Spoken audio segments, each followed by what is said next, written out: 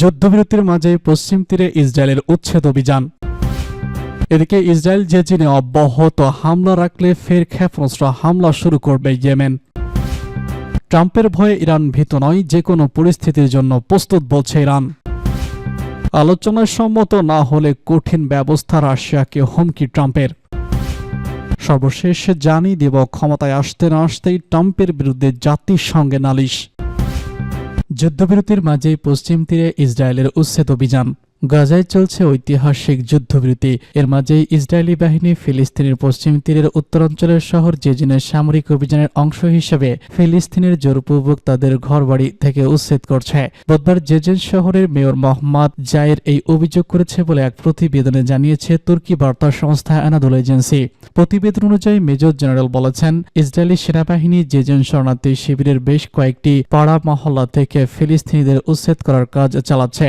উচ্ছেদ হওয়া সব ফিলিস্তিনিদের শরণার্থী শিবিরের পশ্চিম অংশে স্থানান্তর করা হয়েছে এবং আমরা তাদের জন্য আশ্রয়ের ব্যবস্থা করতে চেষ্টা চালাচ্ছি, যোগ করেন মেয়র। শরণার্থী শিবিরে ইসরায়েলি বাহিনীর এহেন অপরাধের বিষয়ে হুঁশিয়ারি দিয়েছেন। একই সঙ্গে অভিযোগ করে বলেছেন, শিবিরের গুরুত্বপূর্ণ আবাসিক এলাকা ধ্বংস করা হচ্ছে। তিনি বলেছেন, ইসরায়েলি সেনাবাহিনী শিবিরের ভারী যন্ত্রপাতি এনে অবকাঠামো ও সড়কগুলো ধ্বংস করছে। মেয়র আরও অভিযোগ করেছেন, দখলদার ইসরায়েলি বাহিনী শরণার্থী শিবির ঘিরে রেখেছে এবং এখানকার চিকিৎসক, বাসিন্দা ও রোগীকে আটকে রেখেছে।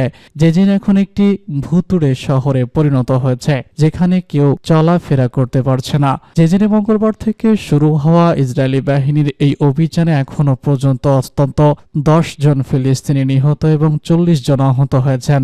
এদিকে ইসরায়েলি সামরিক বাহিনীর এক বিবৃতিতে বলা হয়েছে, আয়রন ওয়ান নামের এই অভিযানটি কয়েকদিন ধরে চলছে।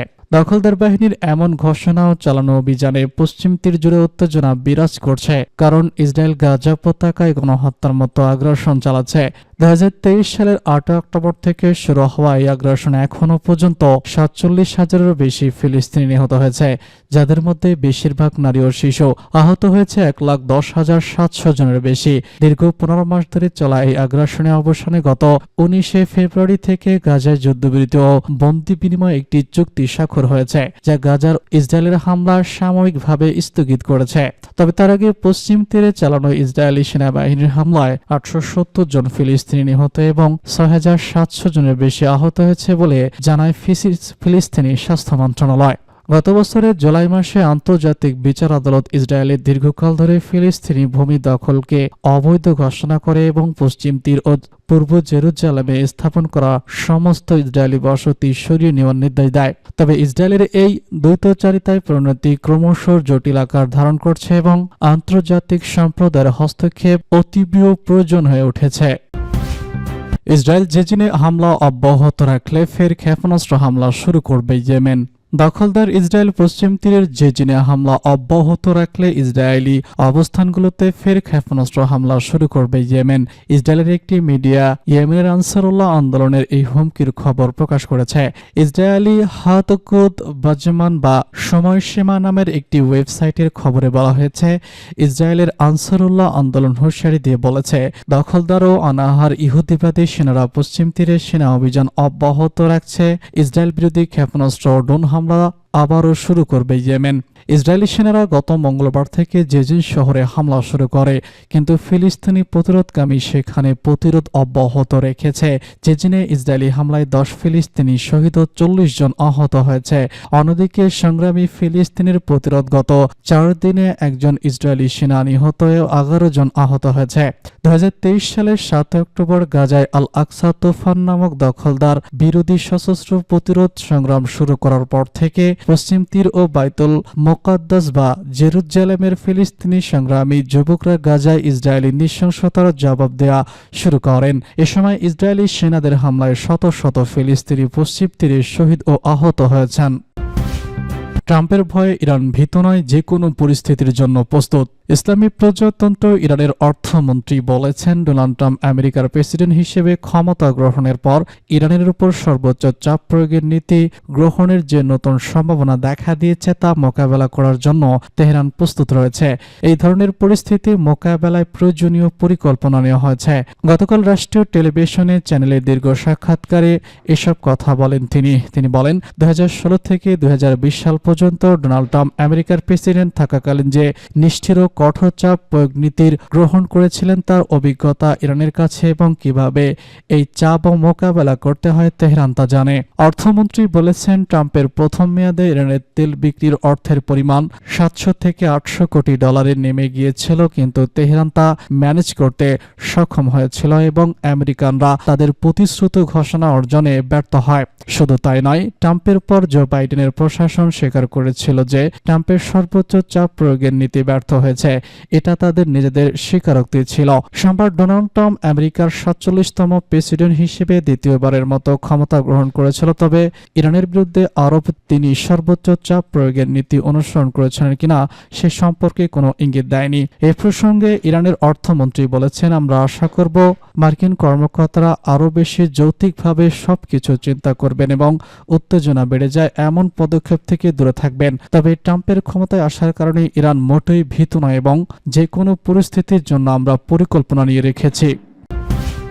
আলোচনা সম্মত না হলে কঠিন ব্যবস্থা, রাশিয়াকে হুমকি ট্রাম্পের।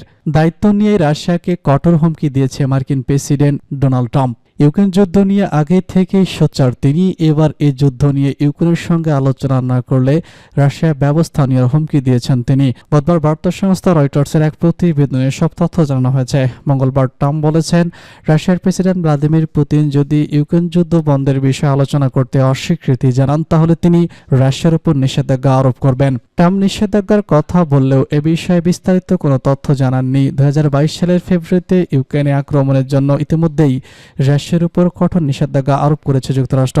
তিনি বলেছেন, তার প্রশাসন ইউক্রেনে অস্ত্র পাঠানোর বিষয়টিও বিবেচনা করছে। ইউরোপীয় ইউনিয়ন ইউক্রেন সমর্থন করার জন্য আরও পদক্ষেপ নেওয়ার উচিত বলেও উল্লেখ করেছেন তিনি। এর আগে প্রেসিডেন্ট নির্বাচনের সময় ট্রাম্প বলেন, তিনি যদি প্রেসিডেন্ট হন তাহলে 24 ঘন্টার মধ্যে রাশিয়া ইউক্রেন যুদ্ধ বন্ধ করতে পারবেন। এর জন্য তিনি ইউক্রেনের ন্যাটোর সদস্যপদ অন্তত 20 বছরের জন্য পিছিয়ে দেওয়ার প্রস্তাব দিয়েছেন। তিনি মনে করেন, যুদ্ধ অব্যাহত রাখলে ইউক্রেন কোনোভাবেই জয়ী হবে না। শুধু পশ্চিমা দেশগুলোর অর্থ ও সম্পদ নষ্ট হবে। এছাড়া গত ডিসেম্বর তিনি ইউক্রেন ও রাশিয়ার নেতাদের দ্রুত যুদ্ধবিরতির জন্য সম্মতিতে পৌঁছানোর আহ্বান জানান। ন্যাশনাল মিডিয়ায় তিনি লিখেছেন, জেলেনস্কিও ইউক্রেন একটি চুক্তি করে এই পাগলামি বন্ধ করতে রাজি হবে। এই মন্তব্যের মাধ্যমে ট্রাম্প যুদ্ধের সমাপ্তি ঘটানোর জন্য প্রক্রিয়া শুরু করেছেন। ক্ষমতায় আসতে না আসতেই ট্রাম্পের বিরুদ্ধে জাতিসংঘে নালিশ। 47তম মার্কিন প্রেসিডেন্ট হিসেবে শপথ নিলেন ডোনাল্ড ট্রাম্প।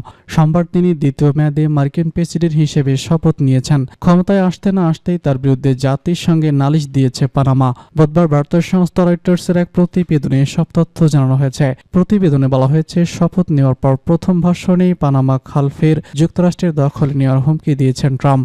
এই সংক্রান্ত একটি নির্বাহী আদেশে স্বাক্ষর করেছেন তিনি। এর 24 ঘন্টার মধ্যে জাতিসংঘের মহাসচিব অ্যান্তোনিও গুতেরেস বরাবর ট্রাম্পের নামে নালিশ জানিয়ে চিঠি দিয়েছেন পানামার প্রেসিডেন্ট। চিঠিতে তিনি জাতিসংঘ সনদের একটি অনুচ্ছেদ উল্লেখ করেছেন। এতে বলা হয়েছে, জাতিসংঘের কোন সদস্য রাষ্ট্র অপর রাষ্ট্রের ভৌগোলিক অখণ্ডতা এবং রাজনৈতিক স্বাধীনতাকে বাধাগ্রস্ত করতে কোনো ধরনের হুমকি বা বল প্রয়োগ করতে পারবে না। এ সময় তিনি বিষয়টি জাতিসংঘের নিরাপত্তা পরিষদে বিষয়টি উত্থাপনের জন্য মহাসচিবকে অনুরোধ করেন। ট্রাম্প তার ভাষণে বলেছেন, ট্রাম্পের ভাষ্য হলো, পানামা 1999 সালে কৌশলগত জলপথের চূড়ান্ত হস্তান্তরের প্রতিশ্রুতি ভঙ্গ করেছে এবং এর কার্যক্রম চীনের কাছে হস্তান্তরের অভিযোগ রয়েছে। তিনি আর অপেক্ষা করতে চান না। খালাসের উপর মার্কিন নিয়ন্ত্রণ পুনর্বহাল তিনি করবেনই। অবশ্য পানামা সরকার ট্রাম্পের অভিযোগ দৃঢ়ভাবে স্বীকার করে আসছে। ট্রাম্প বলেছেন, আমরা এটা চীনকে দেইনি, আমরা এটা পানামাকে দিয়েছি এবং আমরা এটা ফিরিয়ে নিচ্ছি। প্রেসিডেন্ট নির্বাচিত হওয়ার পর থেকেই ট্রাম্প পানামা খাল নিয়ে হুমকি দিয়ে আসছেন। তার অভিযোগ, মার্কিন জাহাজের সঙ্গে অন্যায্য আচরণ করা হচ্ছে। এই খাল ঘিরে চীনের ক্রমবর্ধমান প্রভাবের অভিযোগ করছেন ট্রাম্প।